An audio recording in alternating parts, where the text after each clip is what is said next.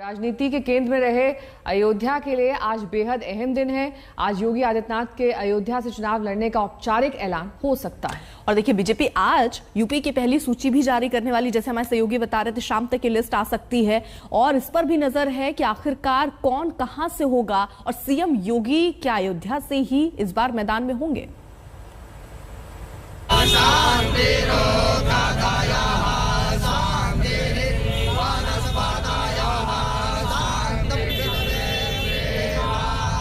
ऐलान से पहले ही अयोध्या में खुशियों की उफान है।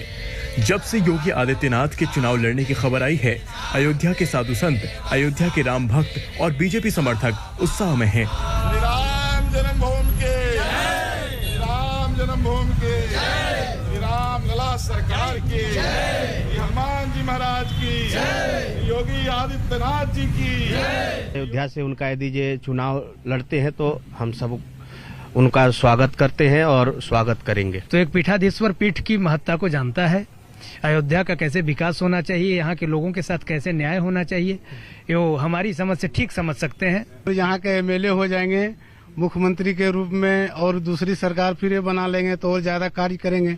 मोदी है तो मुमकिन है और योगी है तो पूरा यकीन है होगा, सब कुछ होगा। तो यहाँ से लड़ने पर बहुत अच्छा जो है बहुमत मिलेगा। खबर है कि बीजेपी ने जिस सूची पर ओके की मुहर लगा दी है उसमें योगी का नाम भी दर्ज है। तय हो चुका है कि इस चुनाव में अयोध्या की बागडोर योगी ही थामेंगे। योगी ही बताएंगे कि बीजेपी के लिए अयोध्या के क्या मायने हैं। योगी ही बताएंगे कि राम मंदिर का निर्माण कितनी बड़ी उपलब्धि है और योगी ही ये भी समझाएंगे कि राम मंदिर की राह में कांटे बिछाने वाले विरोधी कौन थे, कुछ उसी अंदाज में जैसे कि वो अब तक रैलियों में करते रहे हैं। कुछ जिन्होंने स्वयं के मानवीय चरित्र के माध्यम से संपूर्ण मानवता के सामने जिन्होंने एक आदर्श प्रस्तुत किया, अयोध्या उनकी स्वयं की जन्मभूमि भी है। कौन ऐसा भारतीय होगा जो अयोध्या की परंपरा पर गौरव की अनुभूति न करता हो। और हर एक व्यक्ति अयोध्या की इस परंपरा के साथ जोड़ना चाहता है। तो आज योगी के अयोध्या से चुनाव लड़ने का औपचारिक ऐलान हो जाएगा, लेकिन इसकी तैयारी तो काफी पहले से हो चुकी थी। 4.5 साल में 30 बार योगी अयोध्या गए और उस बुनियाद को मजबूत करते रहे, जिसका नतीजा यह है कि अब वो अयोध्या के चुनावी आंगन में खड़े दिखने वाले हैं। अयोध्या को भी उस ऐलान का बेसब्री से इंतजार है।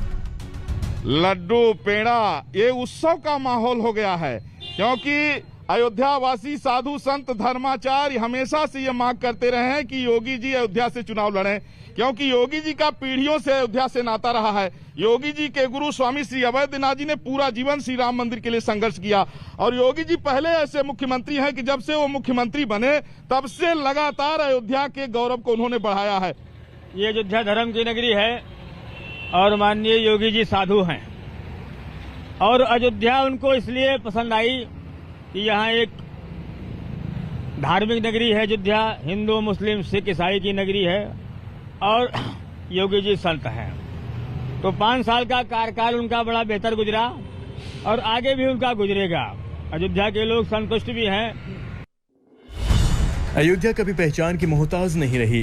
धार्मिक नजरिए से तो वो हमेशा से आस्था का केंद्र रही है।